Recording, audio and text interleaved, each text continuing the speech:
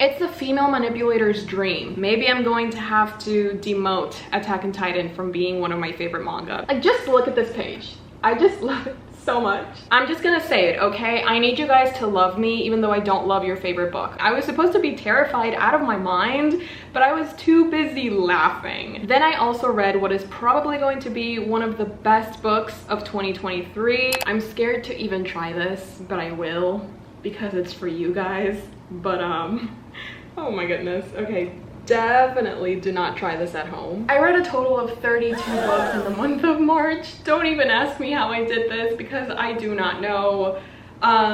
This is insanity to me. I don't think I've ever read this amount of books in a singular month. I honestly don't know what got into me, but March was a pretty good reading month. If I do say so myself. Like 32 books, nearly 10,000 pages read in 1 month. I mean, come on now. I will never do this well ever again in my life. I don't want to do this well ever again. But it was definitely fun. I need to put this down. Okay, we have a couple of 5 stars. We have a couple of 2 stars, yes. We have like a mix of everything. We have some thrillers, we have some romance, we have some fantasy. Of course, we have some manga. It was just an incredibly interesting reading month, and I cannot wait to get into every single one of these books. Oh my goodness. I hope you have a cup of coffee, a cup of tea. I hope you have some snacks. Sit back, relax, and enjoy, because this is definitely going to be a long one. So, oh my god, hello my friends. Hi, did I even say hello? Welcome or welcome back. If you're new here, hello, my name's Bella. I hope you enjoy your stay. How is it possible to be intimidated by something that you created? I don't know. Like, I think I've created a monster, but it's my monster, so yeah, let's just dive right in. I started my month reading Severance by Ling Ma, and this is an interesting book to say the least. It's about this post-apocalyptic world, and we're following this woman who is one of the last survivors on Earth, and it's sort of zombie-ish, but they're not violent. It's just like their lizard brains are still active, but they can't really function as human beings. And our main character is not infected, but she is carrying a secret, which makes her unique or special in her way. And she joins up with these other survivors who are just trying to get to this one facility where they're going to be able to survive and just thrive in this new world. Before I started this book, I saw that it was compared to The Office meets The Leftovers, and I was really interested by that comparison because I love The Office. I love me some good Dwight and Michael Scott characters. I love a good Jim and Pam, but I think that sort of tainted my idea of what this book was going to be, because it's just not. The writing was a little too separated from the actual story. Like, it just felt like somebody else was telling this story. I didn't feel any connection to it. It just felt very detached. The characters themselves, I felt, were just very off-putting and very boring. I think that's kind of the word that I was trying to not say, but I ended up saying. I just kind of felt bored by this book. Like, yes, the concept in itself could have been interesting. Maybe this book had more potential, and I don't know, I just didn't really vibe with the writing style, and at times I was just like, this book is extremely slow paced, and it only has 300 pages. Like, not even. This has 291 pages, but it feels so long. There are some interesting discussions about the human condition and office politics, and I did find those pretty interesting. So even though at times I was bored by the pacing and the story itself, I ended up giving this book 3 out of 5 stars. So not the best start to the reading month, but yeah, that's it. Not the best start to the reading month, but I did make up for it with my next read, which was The Stolen Heir, written by Holly Black. This is Holly Black's newest book. This is a new duology in the Cruel Prince world. In this book, we're following characters that we met in the original Cruel Prince trilogy. All of the magic and all of the love and all of the aspects that we love from the original trilogy, I think can be found in this new duology. So I just had a wonderful time reading this. I gave this baby 4.5 stars. I had so much fun reading this, and even though the plot twist was a little bit, what's that word, obvious, even though it was, you know, you could see the plot twist coming from a mile away. I think I was 150 pages in and I was like, I know what's gonna happen. But that didn't take away from my enjoyment of this book. I really adored spending time with these characters, getting to know them. I love their dynamic and their banter. It was such a joy to read. I had so much fun. I personally think that this was a very strong start to a new duology, and I for one cannot wait for the sequel, because the ending of this book, it's not necessarily a cliffhanger, but it definitely keeps you wanting more. I would highly recommend this series as well as the Cruel Prince trilogy. I would just recommend Holly Black in general, except for the Book of Night. Don't get me started. Oh my goodness. Holly Black was definitely in her flop era with Book of Night, but I've forgiven her because she did give us this. So it's okay, we've moved on. Then I read my very first classic of the month, which was The Invisible Man, written by H.G. Wells.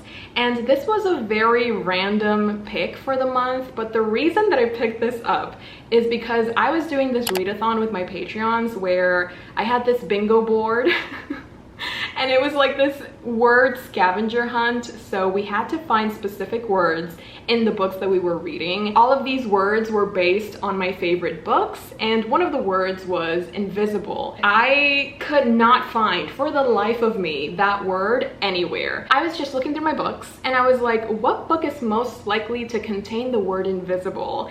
And that's how I ended up picking up The Invisible Man by H.G. Wells. And of course I did find invisible quite a few times. I think this is the book that uses the word invisible the most. The Invisible Man is a science fiction classic in where we're following this man who has cracked the secret into becoming invisible. But the thing is, he doesn't know how to reverse it, so now he's going insane. He's quite literally cracked. No matter what he does or the experiments that he undergoes, he can't go back to being visible, and that honestly just messes with his head. He wants to be seen. Stop, that's so deep. Yeah, he just kind of loses it, and he's trying to go back to normal, but he can't. It's very short as well, so it's a very fast read, and at times I will say I was a little bit confused because they do go into detail on the scientific elements of the story, and every time they were talking about different chemical compounds and like chemistry and experiments, I was just like, no, yeah, totally, I totally get what you're saying, but I didn't get it. Overall, I think this was a pretty interesting story, and me not being the biggest fan of science fiction, I was actually quite surprised to find myself enjoying this story, and that's why I ended up giving this bad boy 3.5 stars. Next, I read what is probably a new favorite classic. Yes, I had to say it. This was my very first Fyodor Dostoevsky novel, and I've become a Dostoevsky fan. I've become a Dostoevsky supporter. I'm a Dostoevsky girly, and I love this era for me because this man, oh my goodness, I can't believe I've waited this long to pick up my very first Dostoevsky novel, but it was insanely good. It was such a beautiful reading experience, and I had so much fun reading this book. And I know I'm going to be thinking about Crime and Punishment for days to come. I mean, like 5 months from now, I'm still going to be talking about how good Crime and Punishment was. Oh my god, like, my dude, this book was fantastic. Like, I can't stress this enough. You have to read Crime and Punishment. That's all I'm gonna say. Because, like, oh my god, like, I just can't believe it took me this long to read a Dostoevsky novel, but especially Crime and Punishment. We're following this man, possibly gay, but nothing is confirmed, nothing ever is. But yes, we're following this man, and he's going through it. You know what I mean? Like, imagine your worst moments and multiply them by 10. That's what our main character is going through. And he's got it so rough that he starts to think, hey, maybe killing isn't that bad. You know what I mean? Like, if you do it for the right reasons, and if God is pushing you to do these things, maybe murder is okay.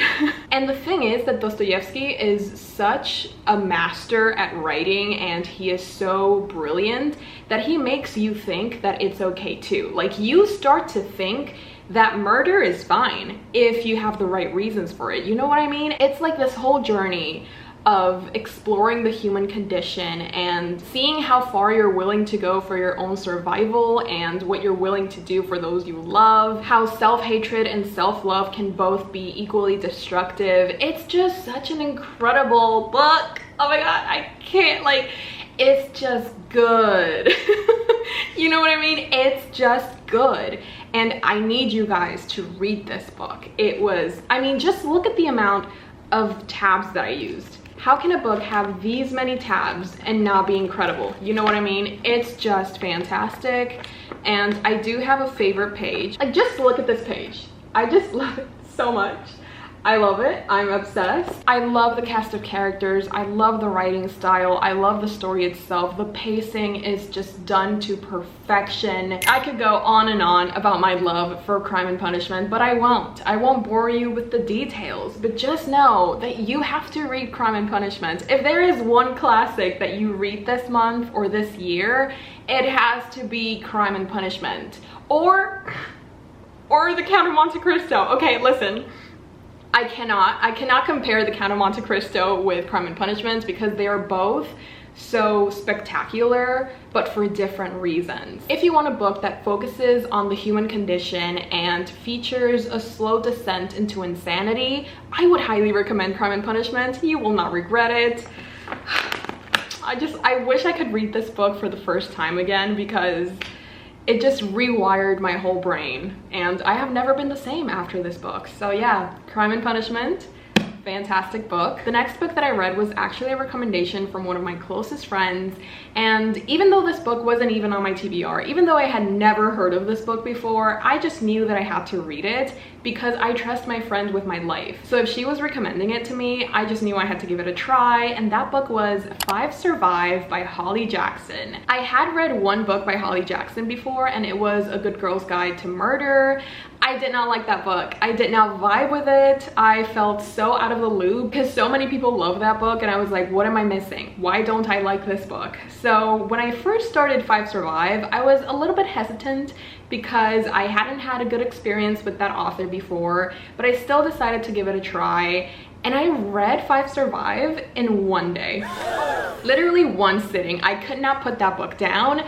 Oh my goodness, it was so fun. It was, you know, gripping the edge of my seat. I can't put this book down. What is happening? What is going on? I need to read this book and find out what happens. I cannot function if I don't know what happens in this book. It's that kind of book. And this book also inspired me to re-enter my thriller era, which is very, very exciting. I read some really incredible thrillers this month, and I'm still very much in a thriller mood, and it's all thanks to 5 Survive. 5 Survive is about this group of 6 friends.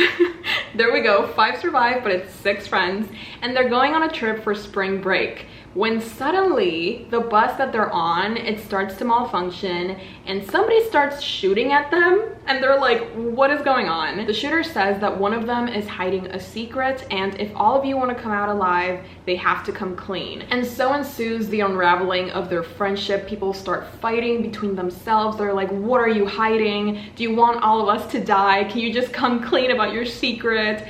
And it's very reminiscent of I Know What You Did Last Summer. It kind of gave me those vibes.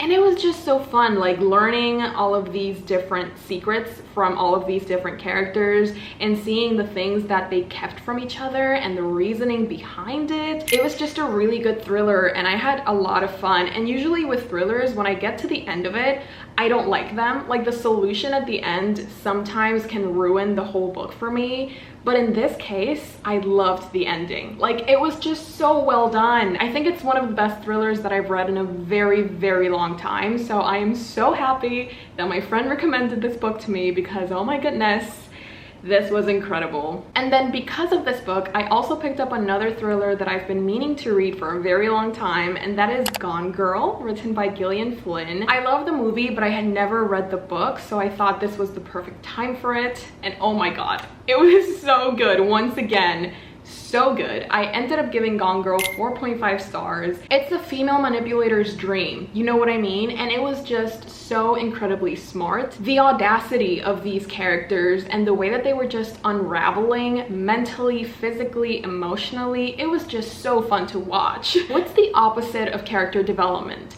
When a character regresses, when they become the worst version of themselves. If you like those types of books, I feel like you're going to love Gone Girl, because it's honestly character development in reverse. It is so entertaining, so fun to watch these two characters who used to love each other, who promised to cherish and be there for each other through anything. Watch them turn that love into pure hatred. It's just, yeah, no words. I just loved this book. It was so fun. I would highly recommend it, honestly. The next 13 books that I read were actually for another readathon that I did for my Patreons, and it was this manga readathon. We read manga for a whole weekend. It was this whole thing. I lost it because I just lost it. These are all of the manga that I read in our weekend mangathon, and oh my goodness. I read the first 11 volumes of Chainsaw Man, and I really don't want to talk about this. I honestly have not recovered from the last 4 volumes of this, and I just don't have the mental fortitude. I don't have the capacity to talk about these books because I just don't want to. I have never been this bamboozled in my life, and I'm still not over it. I don't want to talk about it, but just know that I absolutely adored every single one of these volumes. It's banger after banger. I am not surprised because the anime is fantastic as well, but oh my goodness, the manga just elevates the whole experience by 10 million. All of these volumes were 5 out of 5 stars. I have 0 regrets. Okay, maybe I have one, but I'm not gonna tell you which because you all probably know. I don't want to talk about it. I already said I don't want to talk about it. But yeah, I read the first 11 volumes of Chainsaw Man, and that is all I'm gonna say about that. I also read volume 8 of Attack on Titan, the omnibus version, and this was actually quite a disappointment, if I'm being honest. I ended up giving this 3 out of 5 stars, and that is definitely the lowest rating that I've ever given an Attack on Titan manga. I was just very disappointed by this. The pacing is just all over the place, and we're introduced to this whole new cast of characters that I could not care less for. There is one singular panel that I enjoyed, and it's literally the last page. I'm not gonna show it to you because it's a spoiler, but just know I didn't have a good time reading this. I think this is the first time that I ever struggled reading an Attack on Titan manga, and I was just very sad about that. But hopefully volume 9 is going to be better than this, because if it's not, maybe I'm going to have to demote Attack on Titan from being one of my favorite manga, because this was not it, my dude. It was not it. The last manga that I read for my weekend mangathon was Junji Ito's Cat Diary, and this was 3 stars as well. This is also probably the lowest rating that I've ever given a Junji Ito novel, and it's because it's not what he's used to doing. This is more of a comedy, and there's not much horror. It's just funny, or like it's supposed to be funny, I should add. It was an okay experience. I would not want to repeat it. I would not recommend it. I also would not recommend spending $20 on this. And I don't know. It was fine. It was just fine. You know what I mean? But you never want to say that a Junji Ito novel is just fine. You know what I mean? It's just not what I was looking for. It's not what I was expecting. And that's on me. That's on me. Then I read another thriller, and this one was How to Sell a Haunted House, written by Grady Hendrix. This one, okay, listen, the cover is very promising. I looked at this book and I was like, okay, it's giving creepy, it's giving haunted, it's giving exactly what I'm looking for at the moment. But I don't know, it was just like very silly.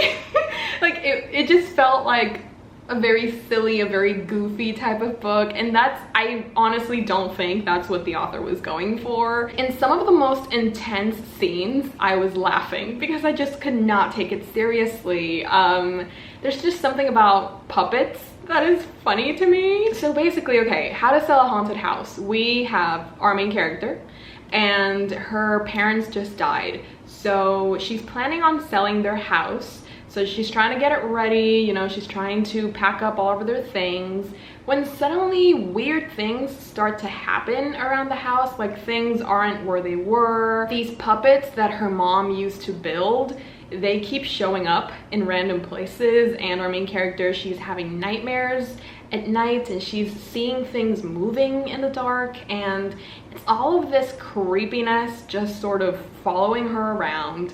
And you know, at first I was really into this book. Like, the atmosphere, it's great, it's amazing, especially if you're listening to this at night. But I don't know, like, it was just really, you know, it just, okay, I'm just gonna say it. It's gonna be a little bit mean, but I just have to speak my truth. This book was ridiculous. Just like a tiny bit, just a tiny bit ridiculous, because like, I can't imagine. I can't imagine like a tiny ass puppet just crawling up my legs and me just looking at it and not doing anything to fight it off. And whenever they were like, oh my god, this puppet is overpowering me, this puppet is suffocating me, I'm like, my dude, your arm is bigger than his entire being. You can just literally use your hands to get out of the situation. And like, the descriptions and the things that were happening, they were just so silly. And it was supposed to be horrifying. I was supposed to be terrified out of my mind, but I was too busy laughing. And I could not take this story seriously. I don't want to spoil, because if you want to read this book and have a laugh, I don't want to take that away from you. But I'm just saying, just imagine a puppet holding a knife and actually hurting you. Like, I couldn't wrap my head around it. It took me out of the story, and I just couldn't enjoy it. I just ended up laughing because it was a little bit ridiculous, I have to be honest. So yeah, I ended up giving How to Sell a Haunted House 3 stars because it was just, it was so funny. It was so funny, and I know that that's not what the author meant, so yeah. Then I tried another thriller because I'm still in a very big thriller mood. So I picked up The Guest List by Lucy Foley, and this one was a tiny bit better than How to Sell a Haunted House.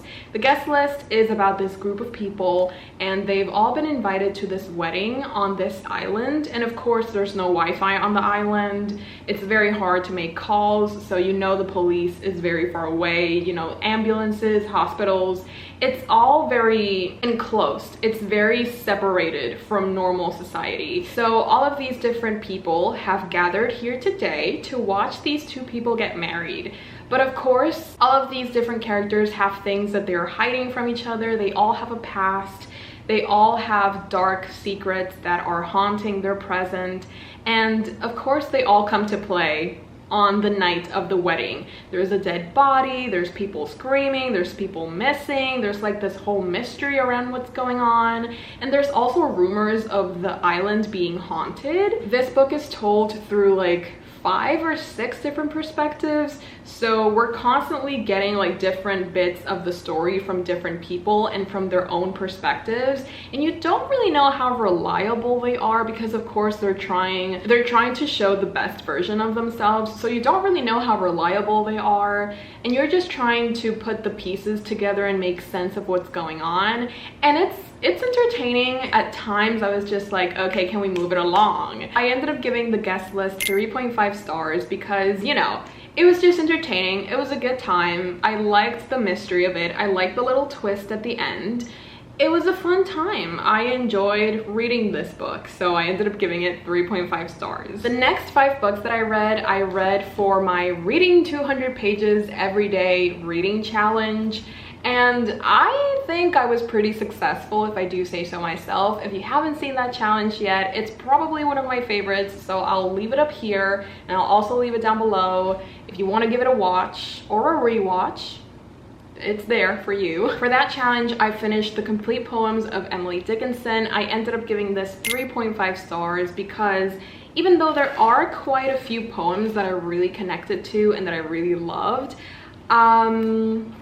in general, I wouldn't say Emily Dickinson is my favorite poet, but there are several poems that just spoke to my soul and made me just question life, made me love life. And even if a poem itself isn't my favorite, it still has a couple of lines that I'm like, that is gorgeous. So yeah, I ended up giving 3.5 stars to Emily Dickinson. I also read Alice's Adventures in Wonderland and Through the Looking Glass, and I ended up giving this 3.5 stars as well. I did enjoy Alice's Adventures in Wonderland a lot more than I did Through the Looking Glass, but in Through the Looking Glass, we do meet Humpty Dumpty and Tweedledee and Tweedledum. So of course, you know, both of them have incredible elements, and I loved just how ridiculous the story is in the best way possible. Like, the book just keeps getting more and more unbelievable. It just felt like this story that you come up with and somebody keeps asking you questions about how this works or how this came to be, and you keep on coming up with the most ridiculous of answers, but that's what makes the story fun and that's what makes it entertaining. And I think that Alice's Adventures in Wonderland is a classic for a reason. I'm so happy that I finally read the original material because of course I grew up watching Alice's Adventures in Wonderland. I love that movie.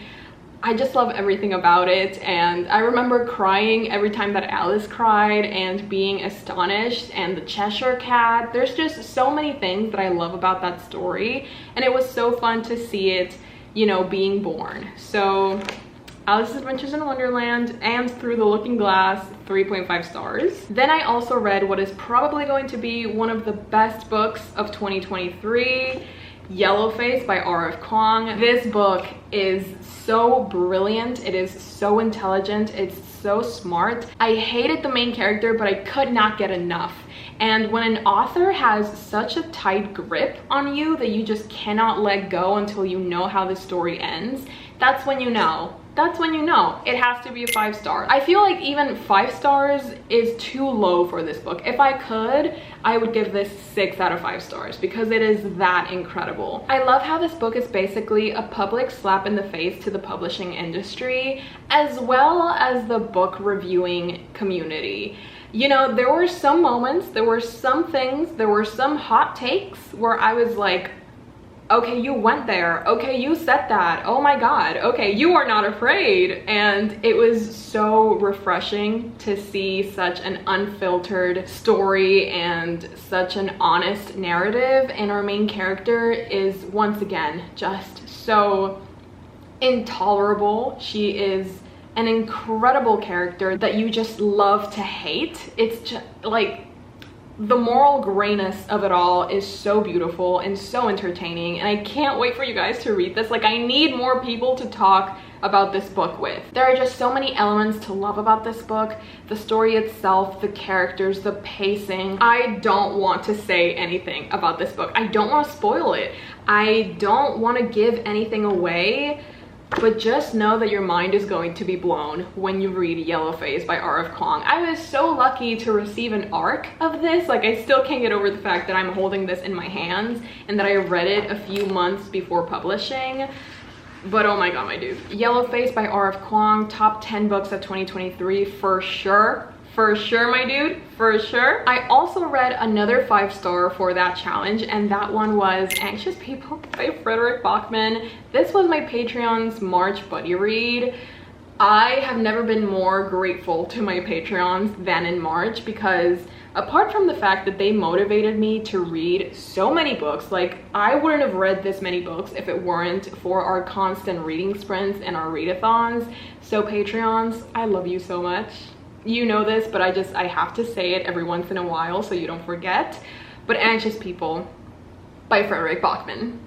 I cried, I laughed. Yeah, it was just everything. This book is a story about a bank robbery that didn't happen. This story is about idiots. This story is about love. This story is about friendship. This story is about anxiety. It's about going through life even though you have no idea what you're doing, but still trying to do the best that you can and trying to learn along the way, and the relationships that we make with other people, the things that we learn from each other, the dynamics that we have between different types of people that we meet in our lives. This book made me feel so many things. It made me think about so many things as well. It just made me so emotional. It made me so happy, but it also made me so sad. It also helped me put into words the things that I've been feeling, but I had no idea how to talk about.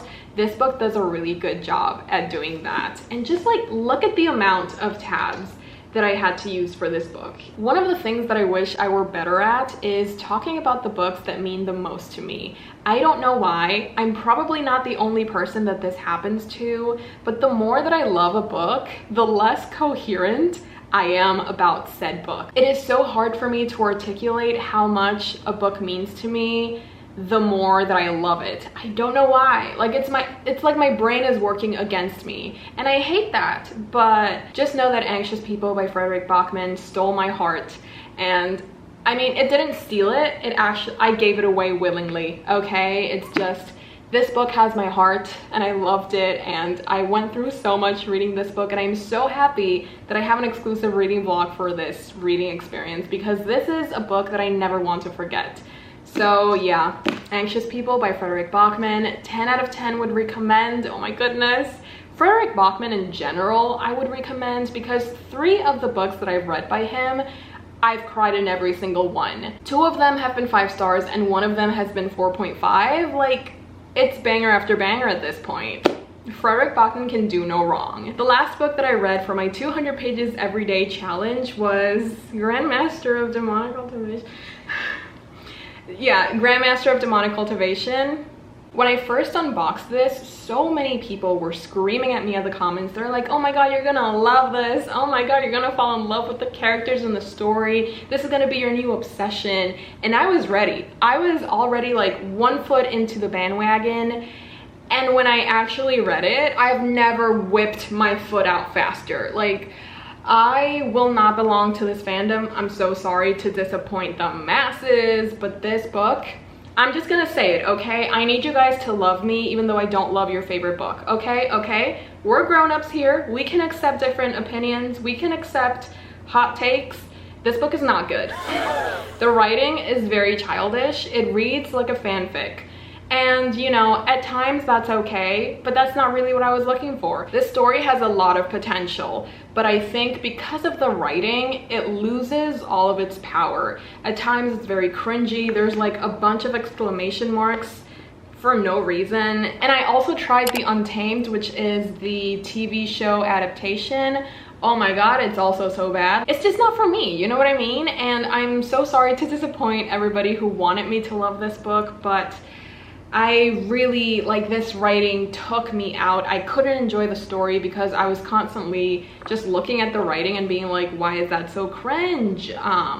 When you're reading a book, you don't really want to know that you're reading a book. You kind of, that sounds weird, but hear me out. You don't want the characters to feel like characters. You want them to feel like actual people. You want to relate to them. You want to love them as if they were real. But if the writing of the book constantly reminds you that this is not happening, that this is actually made up by another person, like these characters don't belong to you, they are fictitious. If you're constantly reminded of that, it's very hard to enjoy the story. Maybe it's just me, but I don't think it is. Like, I don't like being reminded that what I'm reading is not real. I want to lose myself in a story, and I want to feel like I'm living this story alongside these characters, and that just didn't happen with this book because of the writing. So even though the story has a lot of potential, and even though I did like the characters at times, it just got ruined by the dialogue and the writing style. So yeah, Grandmaster of Demonic Cultivation, yes. Moving on. Then I read Lana Del Rey's poetry collection, which is called Violet Bent Backwards Over the Grass. And this was another very spontaneous pick because I was just in my poetry era, you know what I mean?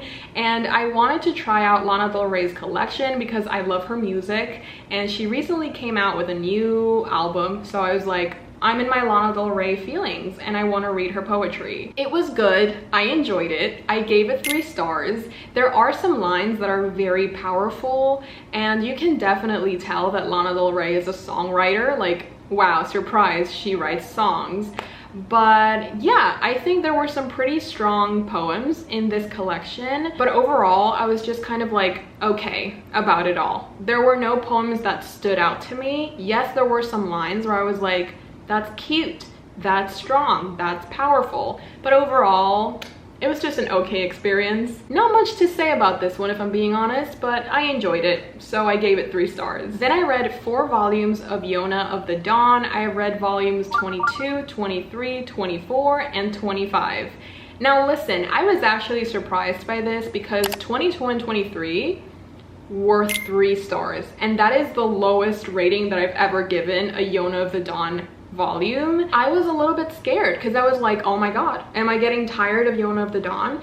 Is this feeling a little bit repetitive, and am I just not enjoying the story anymore? Am I, you know, maybe I should stop reading Yona of the Dawn? Those are the thoughts that were swirling in my brain as I was reading these volumes. But then I read volume 24 and then I read volume 25 and I was like, okay, forget it. 22 and 23 were a fluke, but we're back on track. Oh my goodness, 24 and 25, 4 stars. Finally some action. That's all I'm gonna say. Finally some action. I don't want to say anything else because of course we're already in the 20-ish volumes, so whatever I say is going to be a spoiler. If you don't know, Yona of the Dawn is this historical romance manga series about this girl who survives an assassination attempt, and she is currently on the run, you know, trying to stay alive. But she's also trying to make her kingdom, or what used to be her kingdom, a better place. So she gangs up with these different people, these different boys who are gorgeous. Oh my goodness. Ooh. And they have incredible chemistry, all of them with each other. It's just a fun time. It's a party. Yeah, it's just them trying to make their world a better place while also trying to stay alive, and it's just wonderful. It's great. And yeah, volume 24 is where it's at. Yes, yes. We've been here for a while, but it's okay, don't worry. We're finally at the last book of the month that I read in March. It was The Idiot. You know, I didn't have a very strong start to the reading month, and I also didn't have a very strong finish because I ended up giving The Idiot 2 stars. I am probably more upset about this than you because I really thought I was going to love The Idiot. I thought this book was going to speak to my soul. I thought I was going to be underlining and annotating like crazy. And even though it did have a couple of good moments, overall, this is a very boring story. I think the writing is very dry and monotonous. It does have some good moments, but overall, I just wanted this book to be over. And the fact that this has like 430 pages, 424, unbearable, criminally long. I did not want this. The only reason that I finished this book is because I was expecting it to get better. I didn't want to give up on this book before giving it a try, but even by page 300, I was just not having a good time. Yeah, I just really didn't enjoy this one, which is such a shame because I was really looking forward to this book. It just felt like the author was disconnected from the story, which is ironic because this book is semi-biographical. It just felt like everybody that was involved in this story was bored of it and they didn't want to be a part of it. That's kind of the vibe that I got from this book. And also the pacing was so slow. Oh my god, nothing happens. Usually I love character-based stories, but for this one, not even the characters were interesting. So I was like, what am I supposed to hold on to? What am I supposed to like about this book? Because at this point it's nothing. So yeah. Yeah, it was an interesting end to my reading month. Let me try and hold all of these books together. Oh my goodness, this is going to be a mess. So these are all the books that I read in the month of March. Oh my god, please don't fall. I swear to god, I will do anything you want. These are all of the books that I read in the month of March. Let me know which ones you are interested in reading as well. Let me know how your reading month went. I would love to know in the comments below. And should I try doing the outro of this video holding all of these up? Okay, let's do it. Okay, I hope you guys enjoyed, and if you did, please remember to like and subscribe and leave a comment. It really helps this channel out and it helps me keep doing the things that I'm doing for you guys, like holding up the stack of books. I also have a Patreon where we do exclusive reading vlogs and reading sprints, and we also have a monthly book club. So if that is something that interests you, the link is down below. As always, I would love to have you join my army of premium simpers. I really hope you enjoyed, and if you did, please leave this emoji. Please leave this emoji in the comments below to let me know that you stayed until the end and you're a true simp. Once again, I hope you guys enjoyed, and I hope you had the loveliest time watching me talk about the 32 books that I read in the month of March. I love you all so very much. Thank you for staying until the end. I owe you my life, and I will see you next time. Bye! Hey Jimmy, you nice. Keep going.